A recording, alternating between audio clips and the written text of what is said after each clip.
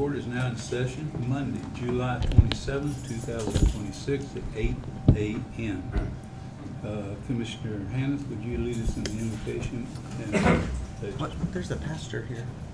Or a deacon. Yeah. Deacon Al. Deacon. Deacon Al Deacon Al. Prescott. Deacon Al, we will vary from the agenda. He's been selected.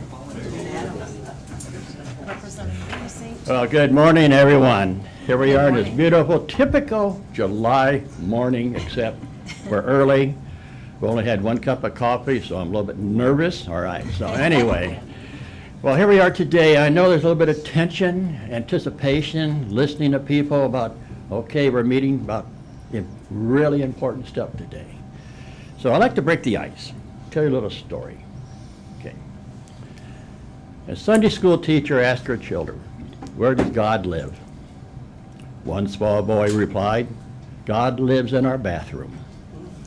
My dad bangs on the bathroom door every morning and says, my God, are you still there? Well, we may smile at that anecdote. Yeah, we may smile at that. And on one level, it's a cute story that conveys a simple truth of a child's misperception. But on another level, the story conveys our profound truth about the mystery of God. Where does God live? We Christians know our answer. God lives everywhere. This means that, as strange as it may sound, that God lives even in our bathroom, but then we have to remember God lives in this room today. He's always with us. We always keep that in mind as we go on through life. So let us pray. Lord, we pause before this meeting to seek your presence. Give us clarity where there is confusion, and patience where there is tension. Help us listen with understanding and speak with grace. Amen. Amen. Say the pledge to our flags. The United States flag. I pledge allegiance to the flag of the United States of America and to the republic for which it stands, one nation under God, indivisible, with liberty and justice for all. And the Texas flag. Honor the Texas flag. I pledge allegiance to thee, Texas, one state under God, one and indivisible. Thank you, Deacon Al. Appreciate it.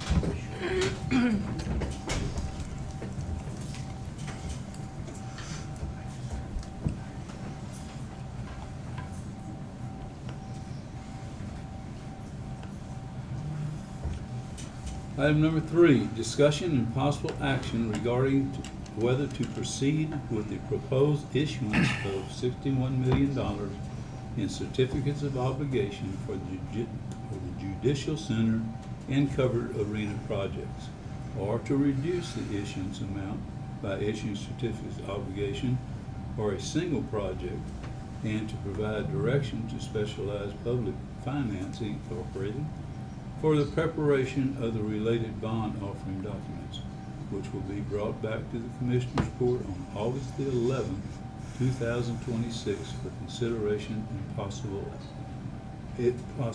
approval of the issuance.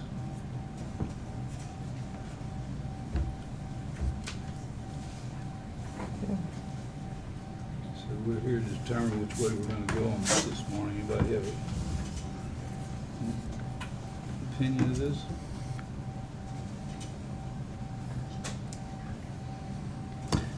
So first and foremost, I would like to say that I think that there's been a lot of discussion. We've had a lot of phone calls from our constituency, and we understand all of those concerns. I will tell you, as the longest member of court, I do remember the early conversations about a judicial center for this county government, and it was in our 2012 strategic plan. It then got put in this last strategic plan. The situations in every court are different, and the reasons for not building the judicial center sooner were very adamant and viable reasons. I think that there's a time and a place for everything, and I think that that's how past courts have felt about building this judicial center, and the time has come. There's no ifs, ands, or buts about do we need it or do we not need it. That is not the question here. What's been asked of us is, should it be put up for a vote, or should this court decide to vote for these projects? That's what we'll be discussing today, correct? Correct. So, And the implication, my understanding of the implication from Mr. Kimball, based on our meeting with him on the 10th, and then when he came back on early July 6th, I think, he gave us an estimate of, an increase just in interest of approximately $4 million. I think it was a little less than that if we waited. And that didn't include potential, the cost escalation and inflation of infrastructure. And so, after having conversations with Plan North, it was explained, my understanding is that if we put it to a ballot, it's no longer a $61 million project that we would have to increase based upon that. I mean, well, and I think what you're alluding to is the construction cost of 10% increase. correct. And that becomes a whole nother animal. That's basically a $10 million increase, which would get you closer to $71 million. And if that's, I don't know if the interest that he calculated was calculating that other 6%, so it could be even higher. I don't remember, and I don't recall if we can even change the amount to 71 million if we put it on the ballot. My understanding I would is believe we can't. would have to go back out and advertise that we were going to do that. At a If we different don't amount. do that and we send it to ballot today, then where's the 10 million come from? Where do we get the $10 million is the question that not only we need to ask, but the community needs to ask. Where are we going to get the $10 million? Well, Commissioners, I've worked on this a very long time, 7.5 years. And the financial side of it is something from my business background that I understand very well. When Mr. Campbell stated, and he is really the math wizard in this, a 0.25% increase in the interest rate would be $2,500,000 over the length of the project, the 36. So anyway, when I heard that, and I did my own calculations, and I said, well, wait a minute. And he also said that 10% increase in building materials is common the first of the year. 10% increase on $61 million. Figure that one out. I think you can all do that math in your head. We've been talking about this and working on this a long time. It's not a snap judgment by any means. The Judicial Center is a need, an absolute need that we can no longer put off and say, well, maybe next year. We've gone to each and every department,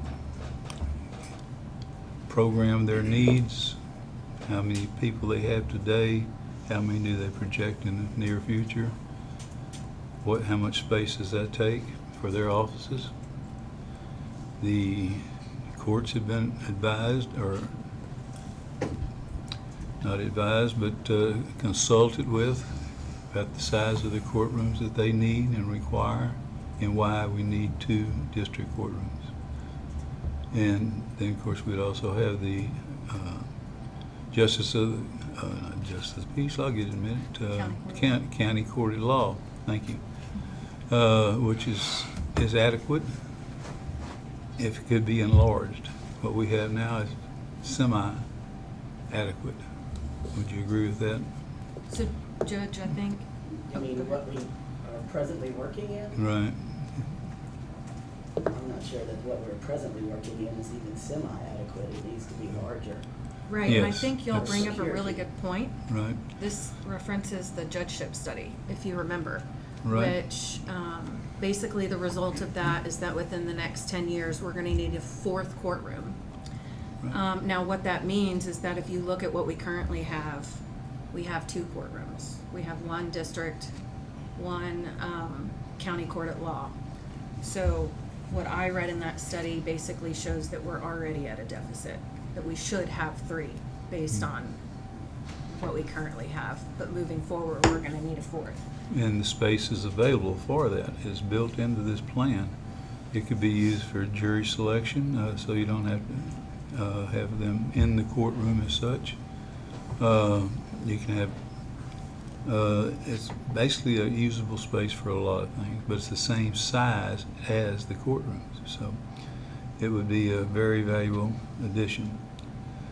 But overall, the Judicial Center is just such a important need. I don't know how else to say it. We can't continue to do what we're doing.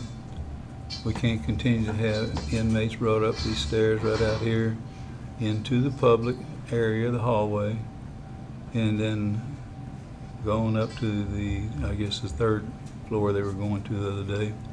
You have the public coming down the stairway from the 3rd floor. And by the way, there's only 1 stairway from the 3rd floor down.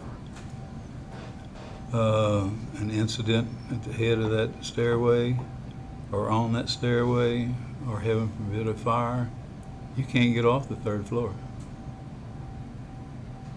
There's no escape.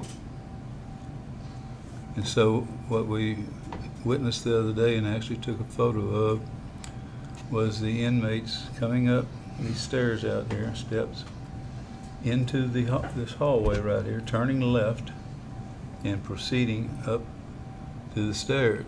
Well, there were 3 bailiffs, I guess you call them, transport deputies, with that group. There was 1 individual, I don't know what his position was, whatever, standing in the corner before you go up the stairs, waiting to talk to one of the inmates. And while that was happening, the lead deputy was going, he was at the top of the stairs. You can't see him in the picture at all. And the 2 deputies following behind were not in that photo as well. They were still coming up from the outside. There was a perfect scenario for a bad thing to happen. Those individuals could have been slipped drugs, could have been slipped weapons, almost anything during that lapse of supervision time. And that happens all the time. But we decided the other day just take a photo of that and see how it really goes. Here's a picture. Yeah, there they are. You see a guy down in the right-hand corner down there? He was there to talk to one of the inmates. I don't know if he is there to pass something to him or just to talk to him or what it was. A lot of times when you're out there, there's family members who want to talk to their inmate relative or loved one or whatever it is. If you think that's a safe and secure way to transport inmates, don't think you've studied it very long. Well, I have. And I'm going to tell you the thing that really got me into the thing about the Judicial Center. Somewhere in my notes here, I'll find it in just a moment. Can I ask kind of a dumb question? The different colored outfits that the inmates have, does that signify anything, or is it just a random? I'm not aware of that. If anyone else is, please speak up. Yeah, I didn't think they, It is not up to me. oh, yeah, the black one is the trustee, maybe? The one in black? That's, okay. That sounds right. Thank you. I'll tell you how I really got involved and saw the real need for some security here at this courthouse. During my first few months as county judge, I saw firsthand how quickly that risk can become a reality. As an inmate was coming up the east steps, they were being escorted by 2 bailiffs. One in the front, one in the back. As an inmate was being escorted into the courthouse for a case involving the alleged sexual assault of a citizen's daughter, the distraught family member struck the inmate. There was nothing to prevent him from walking straight up to that inmate, and he slapped him pretty hard. Neither the end of the line deputy or the up to stop could have possibly stopped that. They were way too far away from him. There was no one in the middle of the line watching what was going on. There could have been contraband slipped to one of those inmates just as easily. That situation never really got resolved. It swept under the rug, so to speak. So anyway, a modern facility would provide security and separate routes for inmates and victims, families, employees, jurors. We have to separate the inmates from the public, so to speak. And we need to have it in a safe, secure where the inmates are never out of detention. And we got to have enough room in that judicial center for growth. It's built that way or designed that way for growth. So, anybody have anything else on the judicial center? Well, I mean, I'll just kind of speak, you know, obviously the judge and I took office at the same time in 2019. And going back to what Commissioner Hanna said, you know, when I took office in 2019, I was aware of the 2012 strategic plan. The 2012 strategic plan strictly states, you know, the intent and the need for a judicial center. It also references, you know, that a potential future site for it was the old Road and Bridge. However, at that time, the Road and Bridge was still at the old facility next to the jail. So after that 2012 strategic plan, if you look in 2014, the Commissioner's Court purchased the property. So they're moving forward on that strategic plan, okay? 2020 is when they finally moved into that facility. That is when that facility was ready for whatever future purposes, right?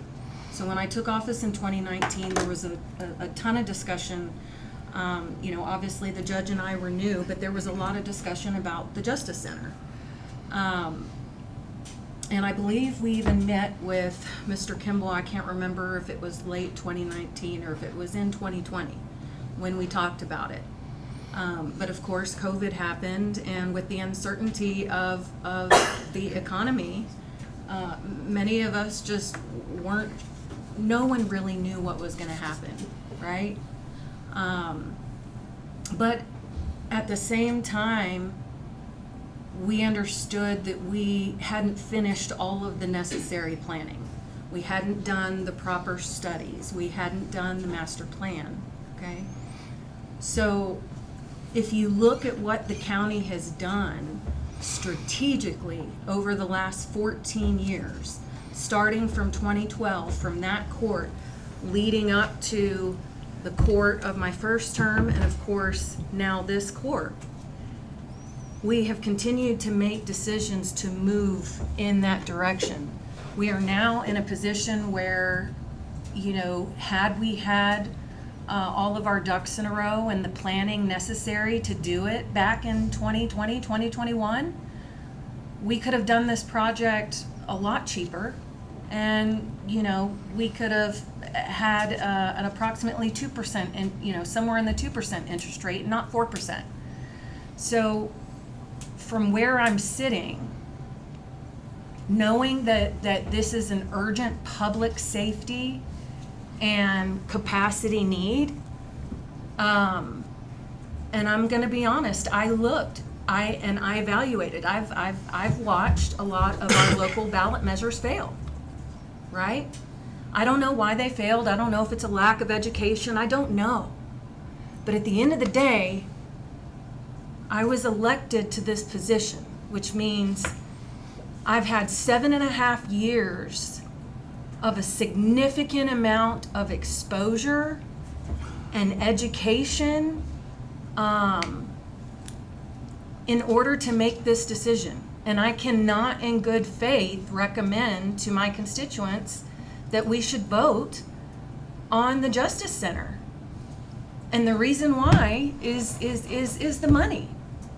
I mean, it's just like your house. You know, if you know that you're gonna, if you know that you need to buy a new house, but you know, hey, I should probably do it now before January because of the interest rate. Who's not gonna make that decision? Who is not gonna make that decision? And I've heard from a lot of my constituents, very, very supportive of the Judicial Center. The event center, they question, and I understand, you know, it's not a public safety need. However, I've always vehemently supported many projects that support economic development and generation in the community. I had a local shop owner remind me of when Washington County used to have the pig sift. And they said, you know what, I really miss all of that. I miss that economic activity that was created even just by that one event. Because our businesses made money, you're generating sales tax, you're generating hotel occupancy tax, so you can't just look at the dollar amount. You know, yes, is it a revenue generator? Absolutely. Is the ROI set off? Absolutely, because there's expenses there. But you can't, you got to look at the whole picture here and what it does for our community, what it does for our youth and for agriculture and the types of events that we can attract. Now, with that said, you know, I've got a lot of people telling me, look, if you were just going out for the Justice Center, I'd be fine. So, I mean, I guess that's what we're here today, to make the decision. You know, and I want my constituents to know that at the end of the day, I believe that I am doing the right thing by supporting a CO for the Justice Center. That's what I Well, gotta say. Let me add a little something here for the proposed covered arena. It addresses a totally different need. While the Judicial Center is an immediate operations and public safety need, the covered arena represents an important opportunity for Washington County. Agriculture is central to the history and identity and economy of this county. The Washington County Expo hosts the Washington County Fair, livestock shows, rodeos, equine events, educational programs, youth competitions, trade shows, and many other public events. However, the county's ability to attract, retain, and expand events is limited by the current facilities and the weather. An outdoor arena depends on favorable conditions. Rain, extreme heat, cold, other weather conditions can cause events to be delayed, relocated, or just canceled. When an event chooses another location, Washington County loses more than activity at the expo. Our hotels, restaurants, retail stores, fuel station, vendors, and other local businesses lose the visitor spending connected to that event. The county and city also lose the sales tax generated by that event and the hotel motel tax generated by that event. It's not just, oh, well, go down the road, nobody, no foul, no harm, something like that. That's not true at all. So it's a widespread thing, and the covered arena will definitely help us there. I want you just remember this about the both of these projects actually, but the covered arena is a missed opportunity if Washington County does not move forward. It is a solid, well thought out business decision. It's not just a want, it's a need. Anyone else? Charlie has a question. Charlie? Excuse me. I appreciate all the input and believe that both of these projects are absolutely valid and necessary. And everybody knows my position. I go back to Commissioner Hannah's point. This is about whether to go to a CO or bring it to a vote. And that's the bottom line. Sure, would you mind coming to the mic? You're You know, soft tall spoken. enough to stand up there? Well, you're soft spoken and my hearing is not the best, so. I've never been accused of being soft-spoken, ever. So I go back to Mr. Hannah's point that this is either a decision to go for a CO or to allow the constituents and the people that elected all of you to vote for this. It's very valid. I think more information that you all just shared should be sent out to the public.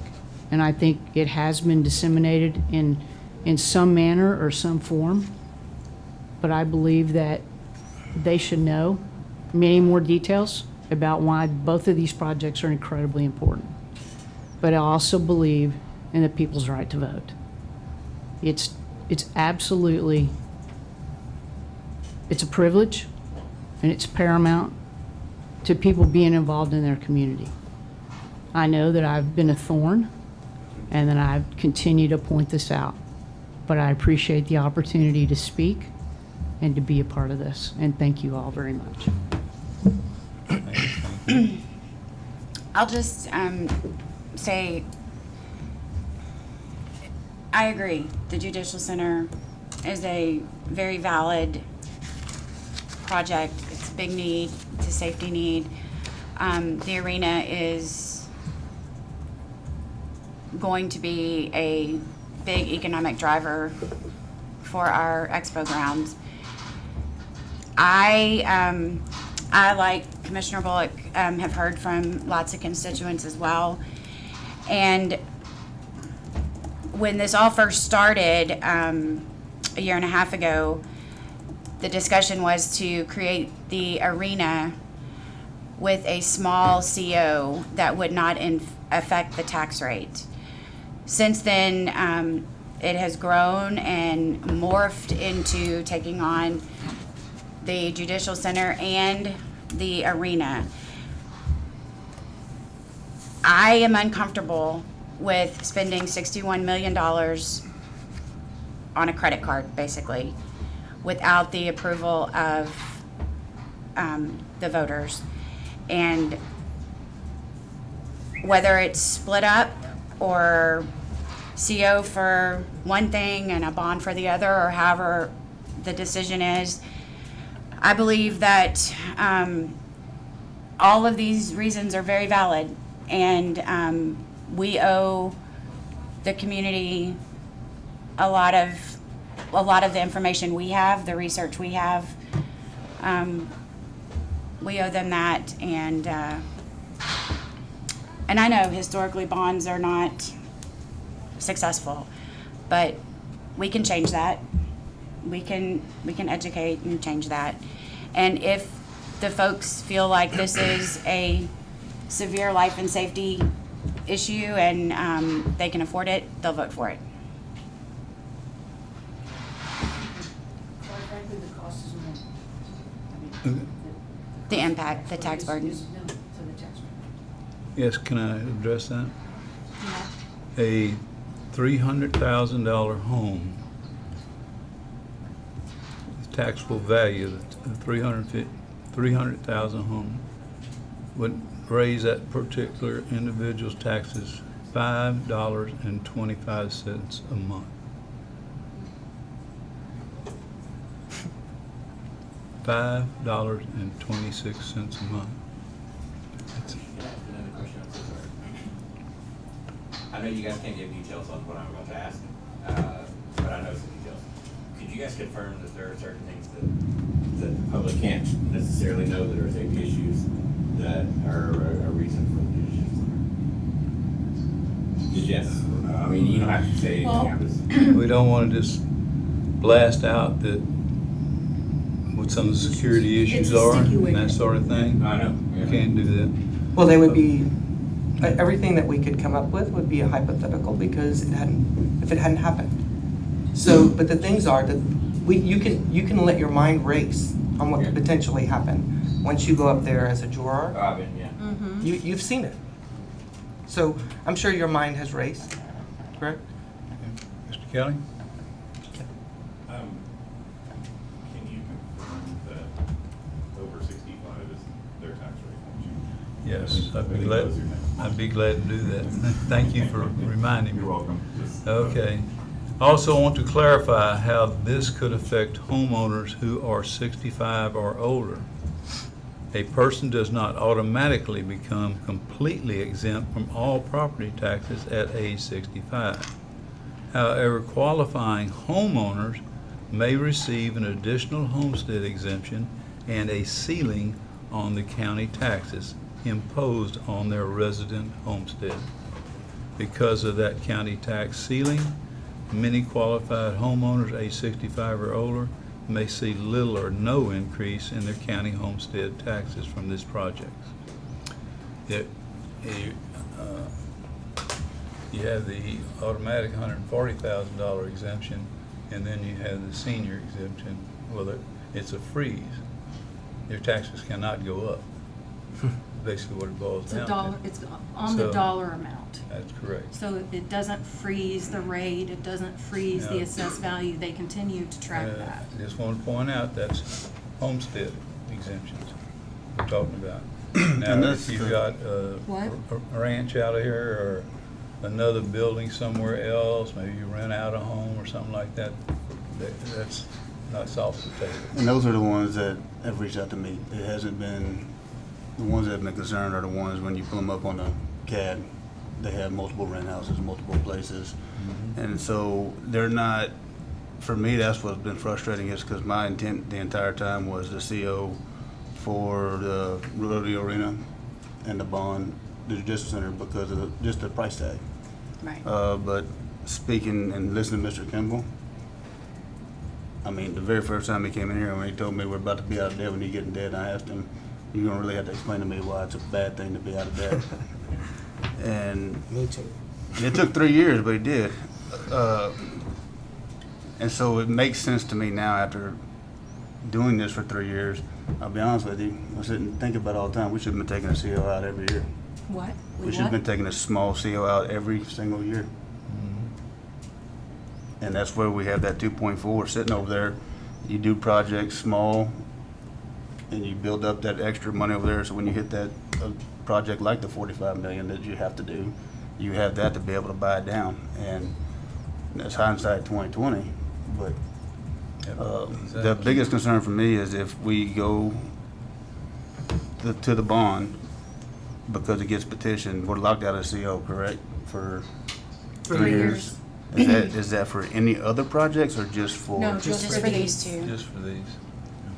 Now, we could still, if it fails, you can put it on the ballot again. Again, Right, The but next it's not- time you it's put it not gonna on the be- ballot, it's you'll not gonna be probably a be 45 putting it on the million. ballot for 75, 80 million, who knows? Right. Yeah, I was well, already told that, what I was told by Ms. Birch last week was that if it goes to petition, it's no longer a $61 million project, it's a $71 million project. That's why. I know that we had conversations last summer, but the reason why we had conversations last summer about taking a CO out for the covered arena was because we already had that rate in there. We were trying to utilize that before we had to remove it from the INS, okay? So that principle to me is kind of a moot point. We're in a different situation. We have different information, and someone has provided information to us about the cost impact to our constituents on a structure that's really a non-negotiable. It's really about whether if they want to push it to a ballot, that's fine. That's our constituents making the decision to spend more money. I can't, I understand the vote, but what did you elect us to do? You elected us to make these types of decisions. We had always intended to go for a vote, but there's also circumstances, right? Circumstances change. Just like the circumstances changed when COVID happened, and we had to pivot. We had to push it off again. So like I said, 14 years of planning, 14 years. So for anybody to say that this court hasn't communicated, we can't force you to be engaged. Can we do more? Absolutely. But we can't force you to educate yourself. That's what you elected us to do. That's what I do in this job. I read, I research, I collect information. Not to mention, when you're in this position and you're operating on the capacity that we are, you're seeing things that no one else sees. You're seeing problems and issues. You're also seeing the red tape. You're also seeing how long it takes to get things done. You can't get things done as fast as you can in the private sector. It's something both me and the judge have struggled with since we've been here. And look, some people might say, well, Commissioner Bullock, it's easy for you to make this decision because you're on your way out and you don't have a re-election. Let me tell you something. Not one vote have I made in my tenure that took to political pressure. I knew it was there. Were there difficult decisions that I made that I knew, hey, this is probably going to come up in my next election? They're not going to like that I approved a $15,000 increase to the commissioner's court salary. I did that. I followed the salary survey. Just like we did with everybody else, it was equitable. But in this situation, our biggest role, this is my opinion, but our biggest role is our fiduciary responsibility. That's what we do. Budget, numbers, planning, and that's what we've done. That's what that's what the courts started. Commissioner Hand, you can speak to this, 14 years ago. Yes, ma'am. I mean, I have a timeline we can pull up where you can strategically see what the court has done over the last 14 years. I can't say that about the covered arena. We started that about, 3 years ago? But that's still critical too. I think one of the things that needs to be pointed out is that by listening to all of these commissioners, and the judge, you can definitely tell that this is not an easy decision for anyone on this court to make. And everyone has their own reason for making the decision that they make. I just find it very difficult to get over spending $10 million more to go out for a vote. It's $10 million. It is. Once you add up, and like you said, the projections are that if it goes to the ballot, we will have to spend $71 million. If both of those initiatives pass, then we have to come up with that extra money. And that's what my question was from the beginning. Where do we get I think the you can $10 million? change the amount if you go out for a bond and not get forced to a petition. Right, but If why would you vote to put something at a higher expense 3 months later? Explain that rationale to me. That doesn't make sense to me. Kelly? I have two questions. The first one is, if it's, for some magical reason, it doesn't come in, either project at 61 million, we don't have this, I mean, we can go and undo some of the bond, is that correct? How does- Oh, Say I that don't- again? Let's I say, don't. let's say total between the two projects comes in at 50 million, right? Okay. How do we undo What do you the do with bond? that extra Yeah, 10? What do you do with the extra 11? So you can only use that money for the project. My understanding is you can only use it for the project that it's dedicated towards. So essentially what you could do, that money is gonna still sit in a fund, In the bond fund. generating interest. Right. Okay, and then what we were told is that at the 10-year mark, what the court can do, based at that time, they can buy down the principal to reduce the term. Further reduce the cost. Further reduce. Further reduce. And actually, that's a really good point. One thing, and I'm sorry, I know I'm very passionate about this, obviously. But I'm really glad that you brought up the over 65, because I know that that's been a very confusing thing for people to understand. You know, the tax ceiling is on your dollar amount. Of course, if you have rental properties, if you have a business, and so forth, you're gonna see that tax. However, and this is on the 61 million. This is not if we choose to do a lower amount.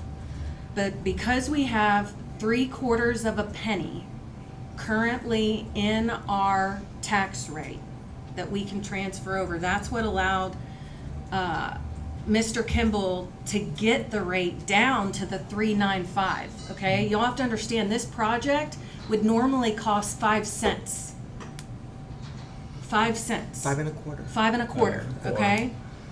Because we have $2.4 million in the INS reserve, because he anticipates that we're going to get a AA bond rating, because we have $18.7 million in our M&O reserve that's unrestricted, which represents 50% of our OPEX, of our annual OPEX, which is about 20 to 25% more than the benchmark of what we need, okay? We got a lot of money there. And what that means is that we don't have to necessarily go in, let's say let's say hypothetically, we approve, the petition doesn't work and this court approves a $61 million CO, okay? We're still in budget, which means we're gonna be looking at the rate. So just because it's proposed at 395, we don't have to set it at that for the first year. If we want, we can, you know, we can set it at whatever rate we're comfortable with. And like I said, backfill with your reserve for the first year. But the thing that you're forgetting is that every year, you're getting new residents on the tax roll. So what does that mean for you as a taxpayer? That means it's gonna generate more revenue, which means what? You don't necessarily need the same rate that you needed the year before, right? So every year when this court comes in here, they can evaluate that. Now, the judge was right, he had a $300,000, but on a $350,000 home, okay? And if you notice, if you look up there, all of our projections for this include an additional $140,000 homestead. So what that means is that you already have your homestead exemptions for, well, if you're under 65, you don't have one on the M&O. You have 3,000 on the farm to market. If you're 65, you get 12,000 on your M&O. You get an additional 9,000 on your farm to market, which is a total of 12. Plus, you get 140 on your INS rate. So what that means is that for homeowners, your homesteads, the people that live here, okay, you're reducing their burden and shifting that burden elsewhere. And based on what we have, you know, our top industries, our businesses, Foot's about, you know, our top, what was it? Our top 7, 8 20? Our top 20 businesses are making up are paying 15% of this cost. So, you know, economic wheel, I get it, but And I just want to reaffirm something. This county has no debt. That's the reason that we can go out and do this, and that's the reason for the delay of not going forward with this last year or the year before. I think we're all in this room pretty conservative. We pay off our debts before we take on new debts. And that's the way this court operated. We talked about it, said, nope, we'll get to it when we're out of debt, and that gives us a much stronger bond rating and a much better rate overall. So there is a method to our madness here. Yes, sir. My second question. So my basic research, my basic research as certificates of obligation were implemented by the legislature in 1971, right? And then some people are suggesting that it maybe it was done as emergency, you know, it's only for emergencies, the county to be able to do that. And I don't know if y'all have done any research on that. I mean, it seems like the city of Brenham, who has $69 million worth of COs out there right now. Excuse me, that's 78, right? with the last 33,000, they're now at 101,000. Okay, 101 million? 101. 101 million, yeah. Yeah, so, so has anyone done any, I mean, does anybody know the history of the certificate of obligations in this legislature? I mean, I think we talked a lot about the need right now for the center. I think most of the questions go more towards the finance, how it's being done, right? And, I mean, Commissioner Bullock, you touched on representative government, right? Right. I mean, I don't think we want a long discussion about that, but more, you have two ways to finance it. Mm-hmm. Has anyone done any research on that and, you know, why you would choose one over the other, and what was in the infinite wisdom of the legislature, what were they thinking when they gave the counties two ways to do financing? I haven't done any research in that. I do know that the legislature came for taxing entities last time. I know that they're trying to limit or remove that ability. I do know that, which, I'm not gonna lie, was also part of my consideration. Sure. You know, I mean, look, if the project was something that wasn't 100% need, absolutely, take it to the voter. And also, my understanding is there's a review by the comptroller's office to review all these bonds, and they continually review them, especially y'all's understanding. Oh, yes. So it's reviewed by the. It has to be also. approved, sure. But, I mean, there's two ways, what was the, you know, does anybody know what the legislature was thinking back in 1971?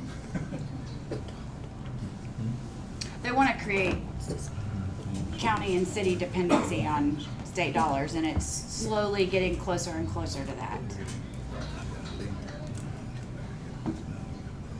So, Ms. Charlie, I have a question for you. You have a petition that you have. Are you allowing those people that signed the petition to know the information that's being provided to them here? Are you providing information to them that it can cost them up to $10 million more to sign that petition, potentially? Are you letting them know the needs of the judicial center? Or are you just telling them, sign this petition so it can go to vote? I absolutely give them all the information that was available to me. When Mr. Kimball spoke at the last presentation, his number was $4 million. That's for the interest. Okay, well, that was in his presentation. It was also, he also said that construction costs go up 10% year over year. And those are all a projection. And yes, I share that with people. I also tell them it's very valid, and that I'm in favor. I just think people should know. So how do you present that information? Verbally, or are you handing them a document? Verbally, and it's, I don't have every iteration of every note that I give them, no. We have a Oh. discussion about it. Mr. Bohar?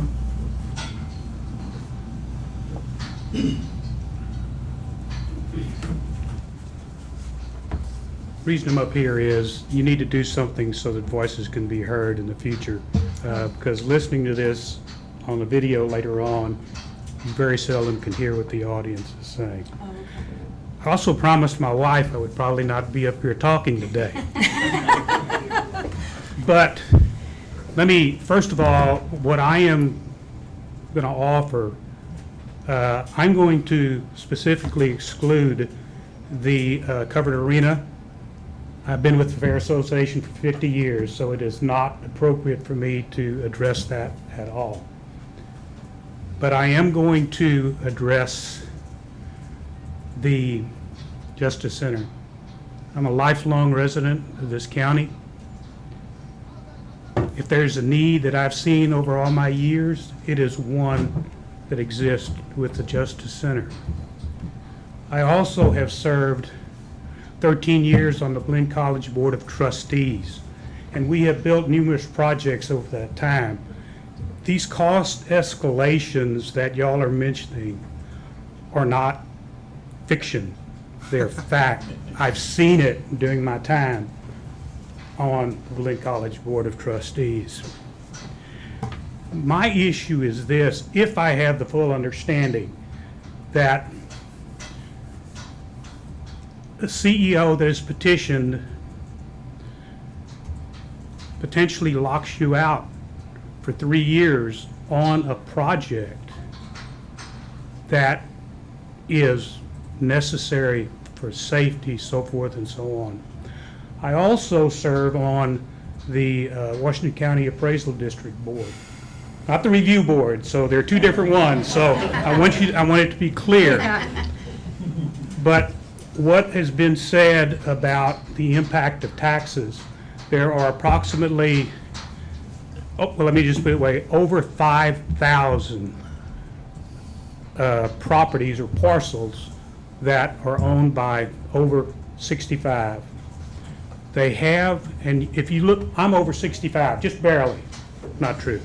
But I will tell you that my county property taxes are frozen.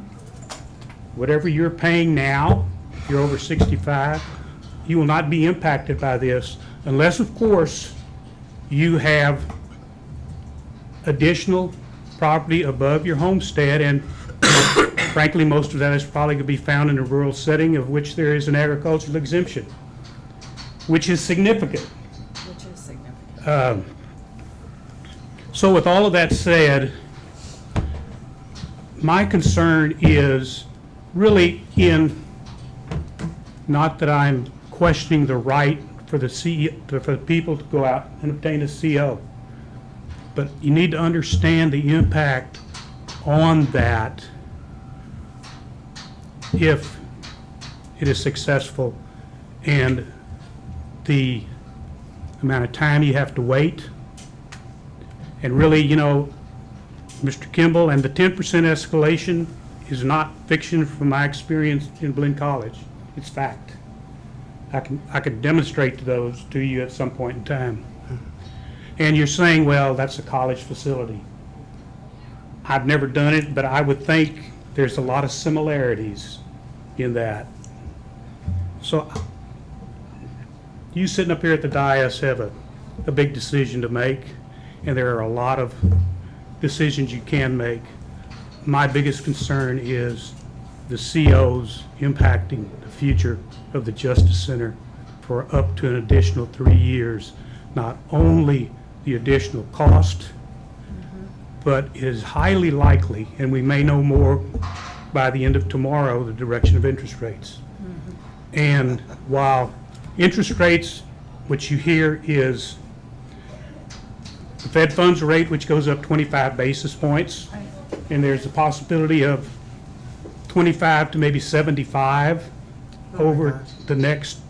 the time before you can approve a bond. Now, I will admit that that potential 75 basis point increase is not what you would see in the cost of the increase on your bond, because that will be a different number because of the yield curve. Yeah. So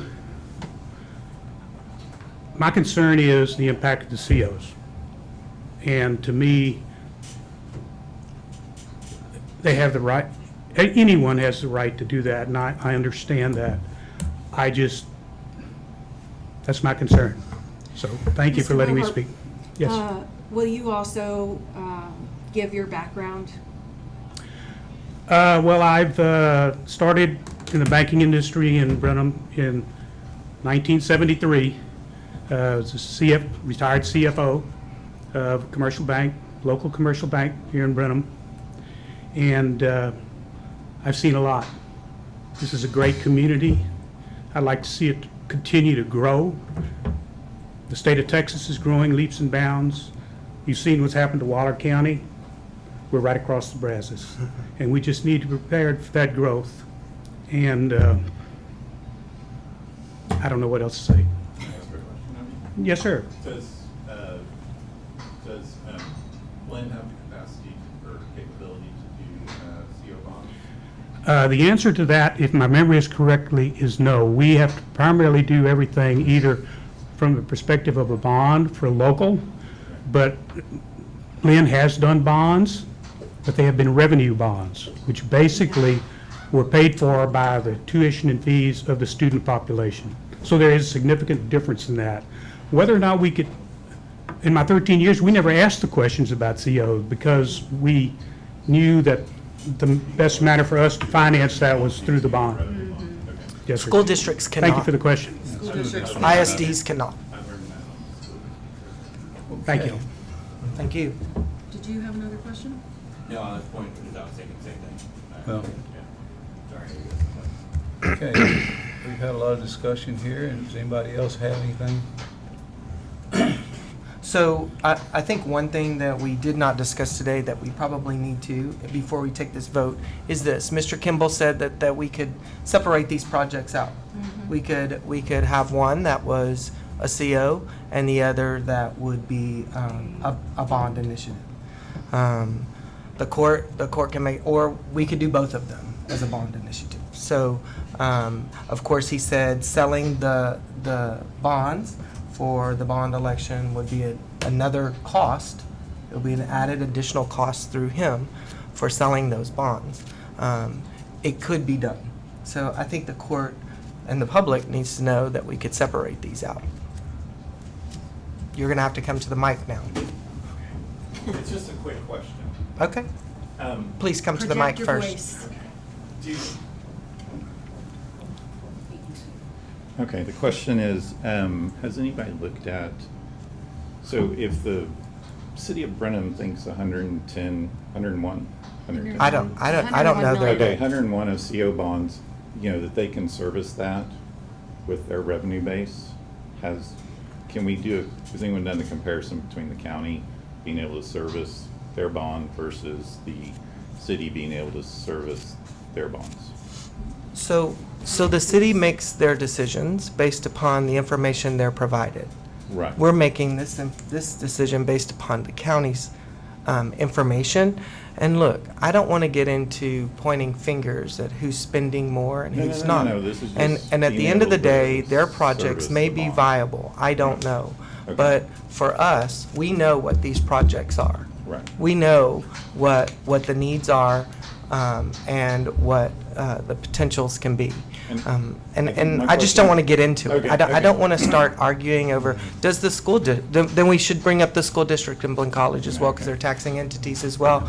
And I don't know all of their finances or why they make the financial decisions they make, because I'm not presented with their information. Let me change What the we need to question. decide right here and right now is what we're going to do as a county commissioners court. Does the commissioners court see any problem with servicing these bonds? No. Okay.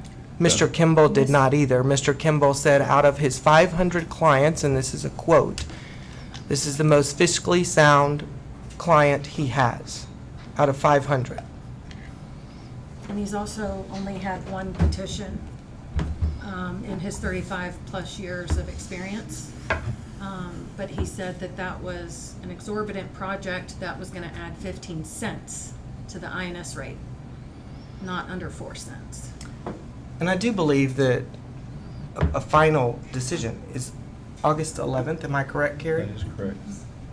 So what we're deciding here today is, it still has an opportunity to move in a different direction. This is today, is to let Mr. Kimball know how much to go out for, how to do it. What, he's got to get this moving, it takes time to sell bonds. And of course, this won't be the final approval. Okay, as y'all know, I've got a KWHI date at 9 o'clock. I'd like to call for a vote, see which way we're gonna go. You have another question, Judge? Yeah. You'll have to come to the mic. If we make Kelly do it, we gotta make you do it. But he's this much taller than the mic. They probably didn't hear him anyway. Well, Because maybe he's not. taller than the mic. He is. Commissioner Bullock talked about a pivot point from voting to a CO. You campaigned one afternoon at the cannery about taking it to a vote. And that's, what was your pivot point on this? Because that Mr. was Kimball, pretty recently. The $10 million. Okay. If I'm going to vote to provide $10 more million on top of $61 million, I think is a little bit Not irresponsible financially. It's not fiscally conservative. Okay, that was my question. Yeah, Thank you. Okay, thank you. $4 million is bad 4 enough. million is bad enough. $4 million would be better. Yeah. I mean, if that's, wherever that number is, I $4 mean, million. at the end of the day, our responsibility is of a fiduciary nature, so. And at the time in the election, we didn't have all this information. No, we did not. We met with Mr. Kimball on June 10th. And I believe every single one of us at that point were like, man, we probably need to go out for this. Right. Okay. That means, you know, people change their perspective and opinions when they're provided with new information. And that's the position I'm taking. I'd always thought that we would go out for a vote for something this large, but I also know that it's necessary. And then with being presented with the financial impact that the county would have to take on, knowing that this is a non-negotiable project, you know, like the example I gave earlier, you know, if I'm gonna go out and I know that I'm looking for a new house and I know that they're expecting a Fed increase, I'm gonna hop on it if I can. So Okay, any further discussion? Call for a motion. Well,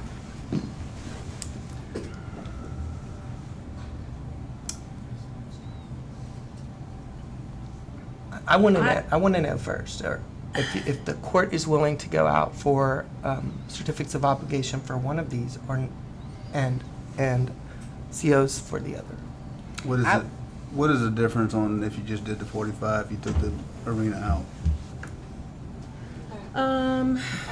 you got it? Yep.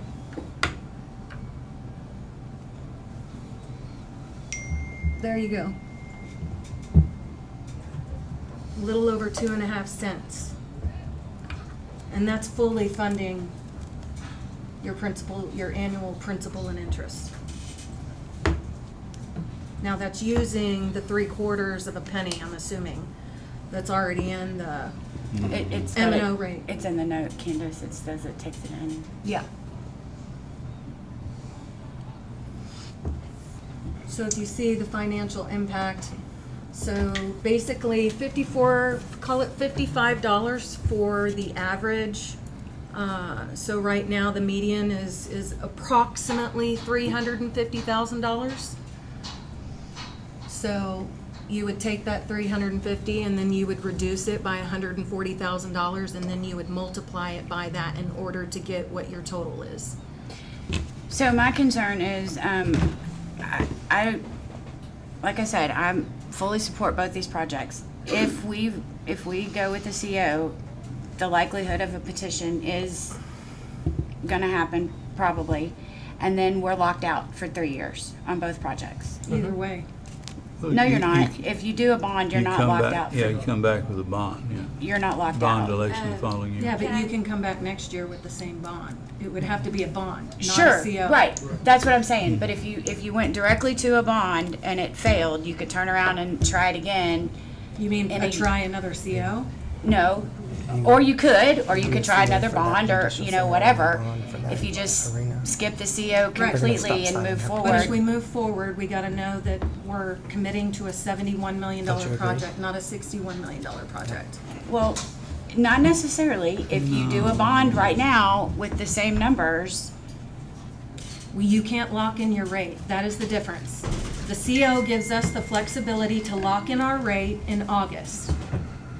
If we put it up for a vote, it will be voted on in November. If it's approved, we cannot lock in that rate until January. He can't start selling the bonds till after January, he said it. And the And, interest rate and the you know, building material. as Mr. Bohart said, Mr. Kimball, we're expecting a 25 basis point increase. It could come today. It could come today. and I understand every bit of that. But my point is, if you push for the CO and you have a petition, It doesn't lock you out of anything if you're gonna go out for another bond. It only locks you out from a CO. but you're still locked out No, from a CO. yeah, from a CO. And Some CO. if you're gonna have to go to a bond anyway, why not just do it up front? Because the right decision is to not spend the extra $10 million. Well, if you're basing off of that, you go ahead and do the CO, get a petition. I mean, You're either gonna do way- the same thing. If Either that's the only, way. if that's the only way But then- to get it to, it's gonna be through a bond, then you might as well take the risk now. Take the risk of trying to get it for Not getting less. petitions, save the potential money. Okay.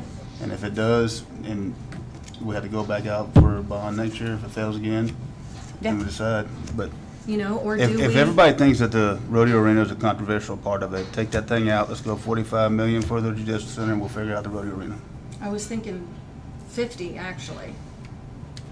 Because I know that the 45 million doesn't include FF&E. It doesn't include technology. And, we know we're gonna have inflationary expenses over and above that. I mean, this is essentially a 2-year project, could be longer. You're going to have inflationary expenses come up. And I'd rather have a little bit more than less, because whatever you have more is drawing interest, and that's more money after the 10-year period that you get to apply towards the principal, He'll have to record it. or that's an option. He can record it. I mean, I don't know what y'all think about it, but, that was something that, I spoke with Katie Birch, from Plan North last week, because, I couldn't remember the full breakdown, and that was, expressed to me that there was no, technology and FF&E, and that can add up. Yeah, Well- that's a big expense. Well, but Commissioner, and. I mean, we have with- reserves, with I all- understand. With all due respect, the reserves is our taxpayers' money. Right? This court made the court made a decision to build the Engineering and Development Services building and pay cash for it. Correct. We paid cash for that facility. It was $5.2 million, I believe, is what we spend out of total cost. And we did that without ever having a tax increase. That's true. without- We can pull 5 million from Yeah. reserve for I, those. I think that things. if this court wants to decide to put the judicial center as a top priority and say, let's do that with a CO and then do the arena to a vote, let the people decide on the arena. Let the people make that decision. But we know with the facts that we have in terms of safety, in terms of the money, that the 45 million will cost us way more if we go to a vote than the 15 million. Right. And it gives the opportunity for our constituency to make a decision based upon something that is an economic development opportunity over As something that's a opposed dire need. To an urgent public And- safety and- need. And if that's the case, then I'm fine with that. Okay. But even though I feel that both these projects are important. Very important. Well, I motion to proceed with the issuance of a $45 million in a certificate of obligation for the judicial center only. And to put the covered arena on a future agenda for a bond election in November. I'll second that. Motion's been made and seconded. Any further discussion? Hearing none, all in favor signify by saying aye. Aye. All opposed, Aye. motion carried. Okay. Motion to adjourn. Second. Motion's been made and seconded. We are adjourned.